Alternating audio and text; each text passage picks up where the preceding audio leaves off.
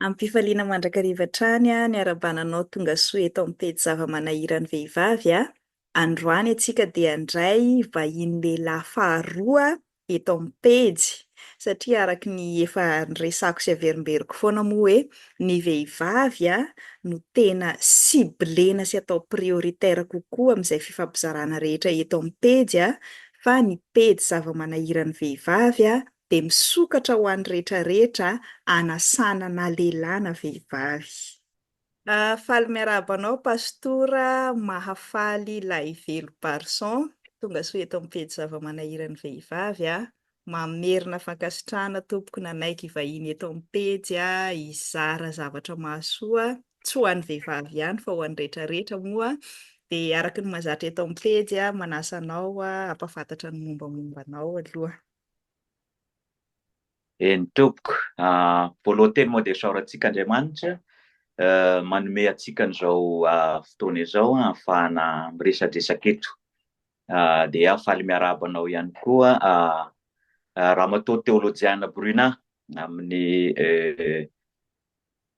fahafahana mitafatafa sy midinidinika eto dia misaotra amin'ny fanasana, ampitiavana,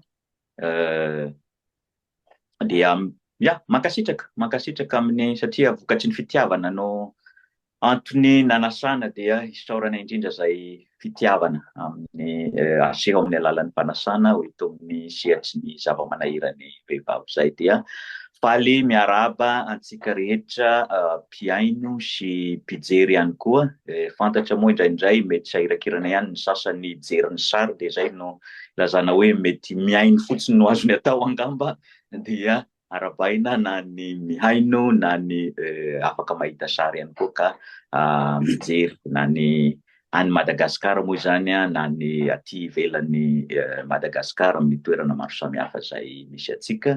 Dia Andriamanitra manan-karipahasoavana, Andriamanitra ny fiadanana no omba sy hitahy antsika tsirairay amin'izay rehetra atao sy amin'izay rehetra kasaina. Eny mankasitraka indrindra amin'ny maha-pastora moa izany dia tena ankasitrahana fa zava-dehibe izay a. Afaka lazalazainao aminay ary ve ny mombanao izay hitanao hoe mety zaraina eto amin'ny pejy? Ny anarako moa izany dia efa izy no nolazain'ny Bruna teo hoe antsoiko Bruna ihany angamba ianao. Aty États-Unis tsika dia tsy mampaninona ny mifampiantso amin'ny first name araka ny voalazan'zareo hoe mifampiantso amin'ny prénom. Ho an'izay tsy mahalala koa moa izany mpampianatra teolojianay izy io tamin'izay nianatra tany Madagasikara dia normalina be raha antsoina hoe Bruna za eto fa sarotra be aminah ny anonona ny prénom dia hoe mahazatra aty Amerika raha izay ataoko hoe pastora Barson ihany angamba maha-mpampianatra anazy izay. Tsy maninona ka, be dia be ny namana eto miantso anao hoe Barson fotsiny, tsy mahavoaisitra ny maha-pastora izay. Fiantsoana fotsiny ny formalité moa fa tsy maninona izay maha-confortable anao no atao. Ny anarako feno izany dia Mahafaly Barson Laivelo, fantatry ny maro amin'ny hoe pastora Barson.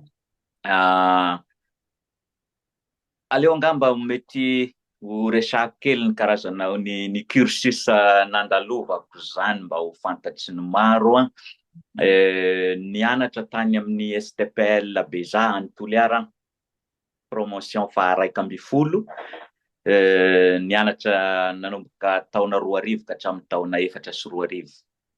Dia tsy voatery hoe ao amin'ny sahan'ny fiangonana loterana malagasy ilay mpiaino antsika, afaka hazavaina misimisy kokoa ve rehefa ilay mampiasa terme hoe STPL? Ok. Nianatra tany amin'ny séminaire théologique apartany loterane, izay ny STPL zany any Beza. Nianatra tao ny taona 2000 hatramin'ny 4 sy 2000, zahay izany no andiany faha 1 ambin'ny 10 tao amin'io STPL io.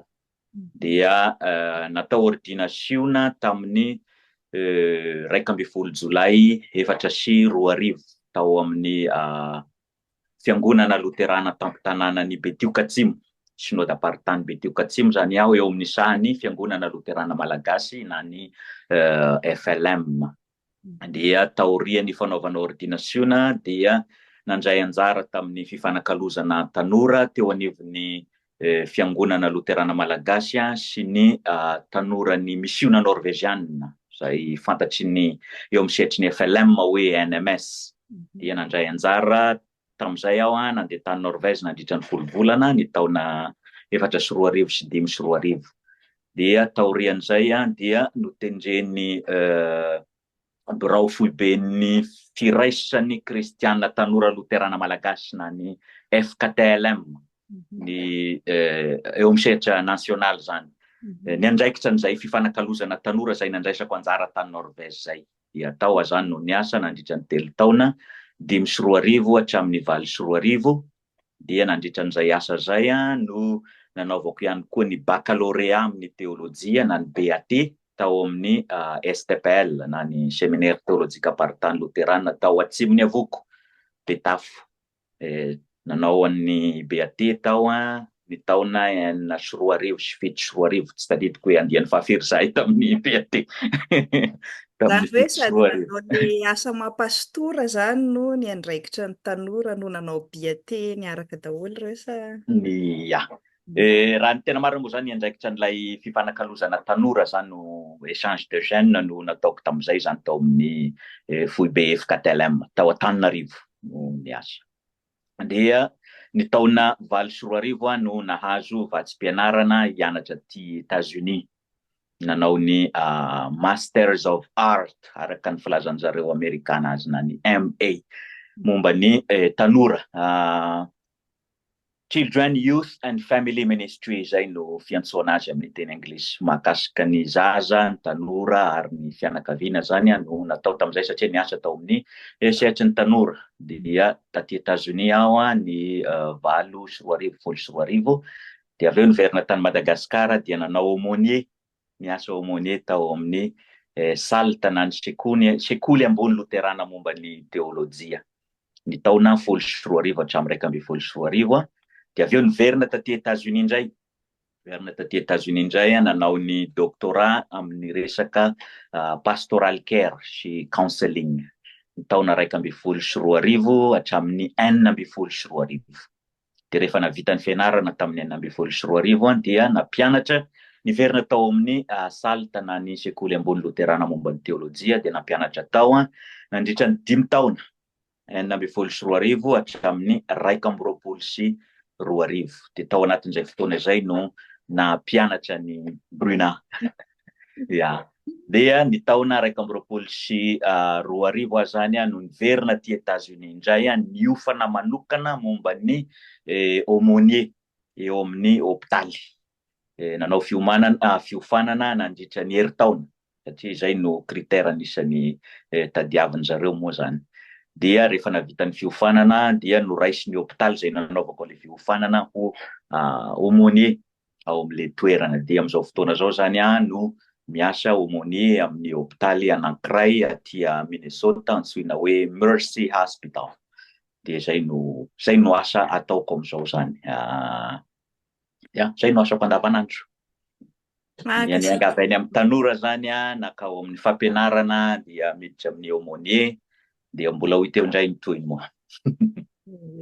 Saotra indrindra mahakasika an'izay indrindra moa zany ny tena hoe mba faniriana hifampizarana eto amin'ny pejy eno ihany ilay aumônier zay ny fanontaniana saika napetrako voalohany teo satria tamin'izay nianatra tao amin'ny SALT ohatrany tsy nafantatra hoe nisy aumônier ve tamin'ny andronay amin'izao koa aumônier eny amin'ny hôpitaly. Inona le tena asan'ilay aumônier kay raha afaka zavaina tsotsotra? Tsara be zay fanontaniana zay aloha. Fa ny hanomboako azy dia hoe io arakaraky ny firenena, arakaraky ny contexte no mamaritra ny asan'ny aumônier. Fa izay zaraiko bebe kokoa angamba dia izay ataoko amin'izao fotoana izao. Hoe inona no asan'ny aumônier dia eo ny rehetrarehetra izay miaino arakaraky ny toerana misy azy no mijery hoe inona no iraisana, inona no mitovy dia inona koa no samihafa ao anatin'ny fanazavana izay ataoko eto. Fa aty États-Unis zany dia mampiasa aumônier zareo amin'ny sehatra maro samihafa. Ao anatin'izay ny hôpitaly, ao anatin'ny université ao anatin'ny fonja, dia misy ihany koa zareo toerana maro samihafa izay fitaizana marary tahaka ny hospice, izany hoe toerana hanomanany olona ny fahafatesany sy ny ohatran'izany, dia misy ihany koa ny manao aumônier amin'ireo toerana ireo. Dia arakaraky ny toerana ihany koa ny critère izay takiana mba ho lasa aumônier, fa eo amin'ny sehatry ny hôpitaly manokana, satria tena mpiasan'ny hôpitaly ny aumônier zany. Tahaka zany dia ny hôpitaly izay iasako no miantoka ny karamako, fa tsy fiangonana. Tsy fiangonana zany no mandefa ahy, fa ny hôpitaly no nanao ny entretien, nanao ny interview. Nahazoako an'ilay asa, dia ry zareo no mpe ana, dia misy manager izay manara-maso sy ny sisa, misy ny directeur sy ny ohatran'izany. Dia ny critère takiany zareo zany dia olona manana ny farafahakeliny manana masters amin'ny théologie, na io MA, ilay noazavaiko teo hoe Masters of Art, na ny MDiv, Masters of Divinity. Io zany no diplôma farafahakeliny takiany zareo. Dia avy eo manao an'ilay fiofanana herintaona. Ny anaran'ilay fiofanana moa dia antsoiny zareo hoe Clinical Pastoral Education, izany hoe éducation pastorale ao amin'ny sehatry ny hôpitaly zany, resaka mahakasika ny klinika fahasalamana, ohatran'izay. Dia herintaona no, satria misy unité takiana ao, dia farafahakeliny zany manana unité anankiefatra amin'ilay fiofanana ianao, dia ny unité anankiray nefa 3 volana, 4 volana eo vao vita. Dia izay no 12 volana zany manao an'izay formation zay. Vita zay dia zay ianao vao afaka raisin-jareo aumônier professionnel, professional chaplain moa no iantsoan'jareo anazy. Dia rehefa miasa amin'ilay toeram-piasanako ianao dia mila manao an'ilay misy iantsoan'jareo Amerikanina hoe board certification.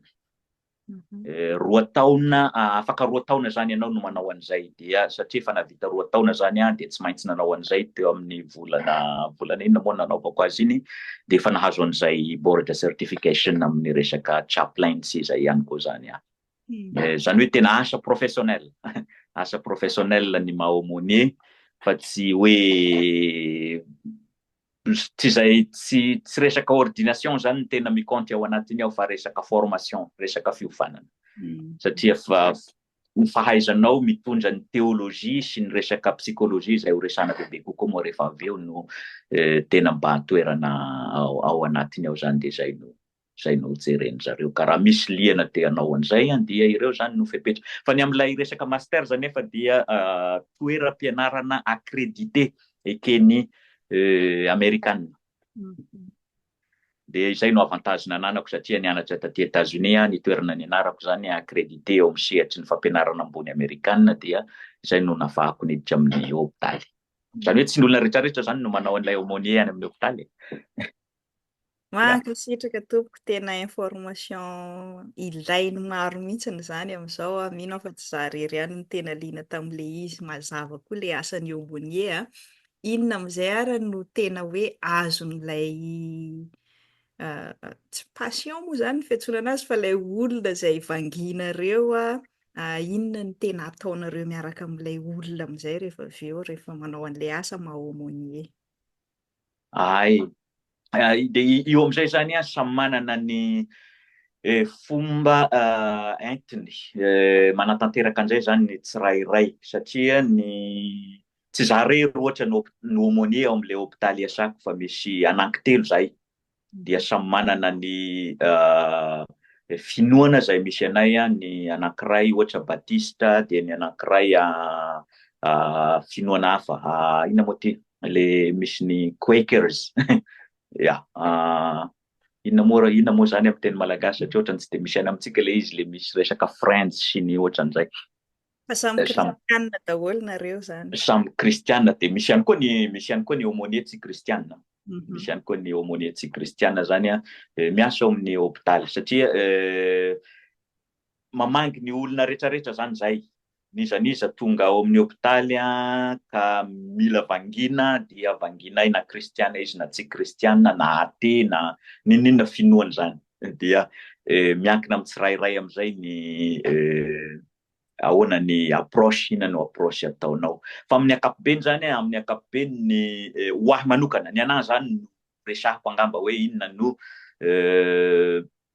fomba ataoko miatrika ny marary. De ho anahy manokana dia mitondra ny teolojia loterana zany. Teolojia loterana no iaingako, io no fototra iaingako amin'ny pastoral care na counseling zay ataoko amin'ny marary. Indrindra moa ny fampianaran'ny Lotera momba ny fahamarinana anankiroa. Hoe misy ny fahamarinana pasifa avy amin'Andriamanitra, de misy ny fahamarinana aktifa zay ataontsika vokatry zay fanamarinana ataon'Andriamanitra antsika zay. Raha zavaky tsotsotra moa de hoe ho an'ny Lotera zany de hoe ny olona anankiray dia sady miatrika an'Andriamanitra izy no miatrika ny zavaboarin'Andriamanitra. Miatrika ilay pahary no miatrika ny noarina. Eo anatrehan'ilay pahary izy dia pasif, tsisy zavatra azo ataontsika ny fisiantsika dia tsy isika no nisafidy ny hisy, fa Andriamanitra no nampisy atsika. Za tsy nifidy ny ho lehilahy, fa Andriamanitra no namorona ho lehilahy. Sy ny ohatran'izay. Zany hoe zavatra nomena daholo zany raha vao Andriamanitra no resahana mahakasika ny momba ahy dia fanomezana avy amin'Andriamanitra ny zavatra rehetra. Fanomezana avy amin'Andriamanitra dia zay ilay hoe pasifa zany eo anatrehan'Andriamanitra. Andriamanitra no manao ny asa rehetrarehetra dia za kosa mandray an'izay asan'Andriamanitra amiko zay, dia ao anatin'izay ny famonjena, ao anatin'izay ny famelan-keloka, dia io zany ilay hoe fahamarinana pasifa. Fa eo anatrehan'ny zavaboarin'Andriamanitra kosa nefa dia tsy mitaza-potsiny. Tsy pasifa indray zany tsy ny zavaboary no manome ahy, fa izaho no manao zavatra ho an'ny zavaboary, manao zay ahatsara ahasoa ny zavaboarin'Andriamanitra. Dia ao anatin'izay zavaboarin'Andriamanitra zay ny olona, ny biby, ny zay zavaboary rehetrarehetra, na ny zava-mananaina na ny tsy mananaina, ny tontolo iainana ohatra, dia ao anatin'ny zavatra zay anaovako an'ilay aktif, fahamarinana aktif, zany hoe fanaovana asa tsara ao anatin'izay zavatra zay. De izay toe-tsaina zay zany no entiko miatrika ny marary. Hoe miresaka amin'ny olona aty aho, na miresaka amin'ny olona tsy mino an'Andriamanitra, na miresaka amin'ny olona mino an'Andriamanitra, nizaniza zany atrehiko eo dia ataoko zay, satria izaho dia efa novonjen'Andriamanitra, efa nanaovan'Andriamanitra asa tsara teo amin'ny fiainako, ka dia manompo ny hafa indray aho tsy mijery na mino izy na tsy mino izy, fa ilay maha olombelona no arian'Andriamanitra sy tian'Andriamanitra azy no atrehiko amin'izay zavatra zay.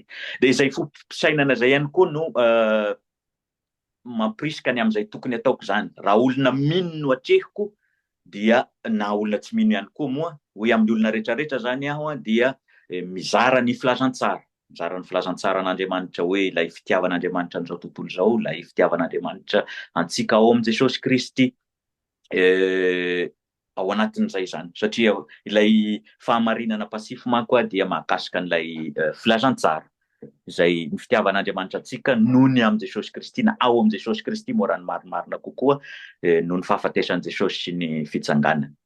Fa misy ihany koa nefa ireo fanomezana maro samihafa izay omen'Andriamanitra antsika, izay ahafahana fampiresahana, fanampiana amin'ny olona, tahaka ny psikolojia dia azo ampiasaina soamantsara, satria ny dokotera zao mampiasa ny medicine hitsaboana ny vatany marary, dia ny mpanao terapia mampiasa ny teknika amin'ny resaka terapia, na fizika io, na mentaly io, na emotionnel io, hoentina manatanteraka an'izay, dia mampiasa an'izay ihany koa zany. Misy psikolojia ampiasaina ihany koa ao anatin'ny firesahana amin'ny marary.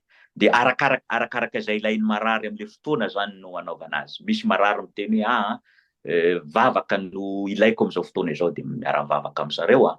Misy indray no miteny hoe soratra masina no hitako mampahery anahy, dia anontaniako izy hoe inona no soratra masina tianao ao anaty baiboly ao, dia ny sasany miteny hoe salamo no mahafinaritra anahy, na le andiny soratra masina ohatran'izao mba vakio anahy. Dia ny an'ny sasany indray dia hoe communion, fanasan'ny tompo no mampangetaheta anazy, satria efa ela be tato amin'ny hopitaly tsy afaka nakany am-piangonana, dia mba azo omena communion ve dia ataoko ihany koa zay. Fa misy koa tsy mila an'ireo, sady tsy mila vavaka izy, no tsy mila soratra masina izy, no tsy mila communion izy, fa hoe mba te hizarany ao anaty foko fotsiny aho izy, fa mavesatra ny ao anaty foko ao, dia mba afaka miaino anazy, dia zay fiainoana no omena anazy. de misy indray ny miteny hoe tena sahirana be fa misy problème, sy vitany hoe marary fotsiny fa misy problème amin'ny zanako ny vadiko manao ohatran'izao sy ny sisa, dia miara maminavina zay tokony ho fanampiana azy amin'izay, inona no afaka hanampiana anazy amin'ireo olana maro samihafa ankoatry ny aretina sy ny ohatran'izay, karazana hoe guidance araka ny ilazany anglais azy. Ny tiako tongavana de hoe BDB arakaraka ny filany marary zany, hoe inona no ilainy, ary izay moa no approche ataoko zany de hoe patient centered care, zany hoe miainga avy amin'ilay marary, miainga avy amin'izay ilain'ilay marary no atolotra ho azy. Raha tsy mila vavaka izy de tsy mivavaka ho anazy io fa za afaka mivavaka mangina. Le mivavaka henony tsy ataoko, fa ny mivavaka mangina ho azy kosa de ataoko zay satria zay ny maha kristiana sy ny sisa. Fa raha tsy mangataka hivavaka izy de tsy mivavaka ho azy mafy fa mivavaka mangina ho anazy rehefa miboaka ao amin'ny trano fa izay ilainy zany no atolotra azy. Tena mazava tsara ary mahaliana le izy. Asa moana ohatraohatran'izay ny aumônier any Madagasikara, fa tena mahafinaritra zany raha zay hoe miainga avy amin'izay filan'le marary no atolotra anazy. Faraparanantsika ty fizarana voalohany ty fa misy fanontaniana nanitikitika zay nalefan'ny mpanaraka ny tejy moa izy io vao tsy ela mihitsy nalefany amiko hoe ahoana tsara hozy izy fa tsy azoko le hoe tsy izay ataontsika olombelona ny amonjena antsika fa ataon'Andriamanitra teo amin'ilay fanazavana natolotra ao zany le hoe pasifa sy le aktifa. Azonao hazavaina misimisy kokoa ve zay amaranantsika nyity fizarana voalohany ty aloha? Fanontaniana tena important zay satria be de be tokoa no diso hevitra hoe ny ataony no amonjen'Andriamanitra azy. Fa misy olona manana an'izay fijery zay aloha. Sarotra moa ny laza hoe diso tanteraka zay fomba fijery zay, fa raha amin'ny fijery loterana kosa izay miteneniko teo hoe za raha amin'ny maha aumônier ahy dia mitazona an'ilay maha loterana ahy.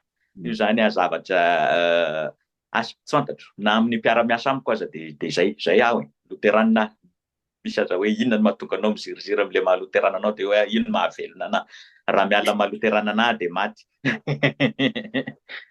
Io manome fifaliana anahy, io manome fanantenana anahy ny teolojia loterana na filozofia loterana, tsy fantatro arak'izay antsona azy, io no manome aim-panahy sy mamelombelona anahy isan'andro zany. De indrindra ilay fieritreretana hoe tsy miankina amin'ny ataoko no amonjena anahy fa miankina amin'Andriamanitra. Andriamanitra ny tompon'ny famonjena, zay nge le izy, Andriamanitra ny tompon'ny teny farany. Tsy za ny tompon'ny teny farany, tsy ny olombelona ny tompon'ny teny farany, ary tsy izao rehetra izao ny tompon'ny teny farany, fa Andriamanitra ilay mpahary ny zavatra rehetrarehetra.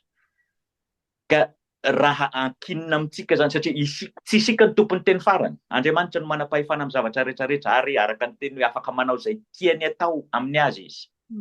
De raha izaho zany no hanao de ho diso fanantenana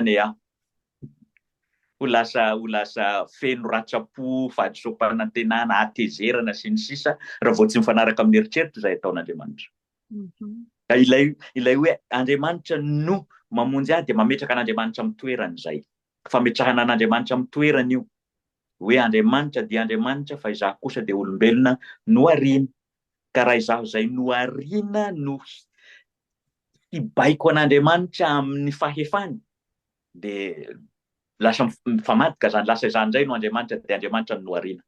Fa ilay hoe Andriamanitra no mamonjy fa tsy izaho dia mametraka an'Andriamanitra amin'ny mahampamorona azy, amin'ny mahapahary azy.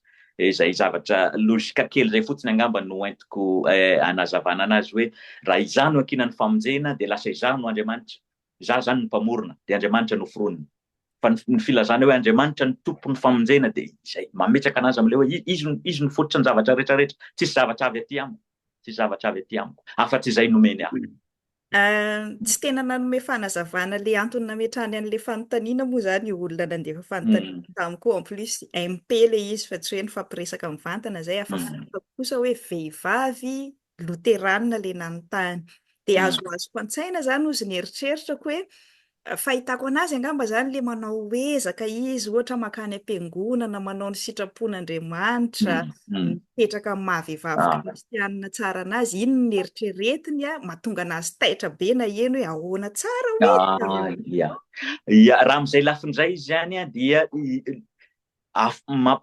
afangarony ary tsy izy ihany fa be dia be manafangaro an'ilay le zavatra noresahako teo hoe misy ny pasifa dia misy ny actif. Ny filazana hoe tsy izay ataoko no hamonjen'Andriamanitra ahy dia tsy midika akory hoe tsy mila manao tsara aho. Tsy izay. Fa ny antony, inona no antony anaovako tsara? Eo zany no mampiavaka azy. Hoe misy ny olona manao zavatra tsara mba hanaovan'ny olona tsara ihany koa izy. Dia misy ny olona manao zavatra tsara mba ho derain'ny fiarahamonina. Misy ny olona manao zavatra tsara mba ho vovonjy. Fa ho an'ny loterana kosa ny antony anaovany zavatra tsara dia satria izy efa nanaovan'Andriamanitra zavatra tsara. Hoe noho ilay zavatra tsara ataon'Andriamanitra aminy, ny fisiako, ny talentako, ny fahaizako, ny zavatra momba ahy rehetrarehetra, zavatra tsara nomen'Andriamanitra ahy ireo dia izay no manosika ahy hanao asa tsara. Izay no faritan'ny loterana hoe asa tsara, zany hoe ninona nataonao ka no ilay fahatsaran'Andriamanitra no anaovanao azy dia asa tsara izy amin'izay fotoana izay. Fa raha vao ankoatran'izay ny antony anaovanao azy mety ho tsara eo anatrehany be sy ny maro ilay asa ataonao. Rehefa manao ohatran'ny mpanao politika sy ny ohatran'izany zao manolotra fanomezana izy mba ho lany amin'ny fifidianana, tsara ange ilay fanomezana ataony. Fa hoy ny loterana hoe tsy asa tsara zany satria tsy noho ny fahatsaran'Andriamanitra io aminy tsapany eo amin'ny fiainana no anaovana.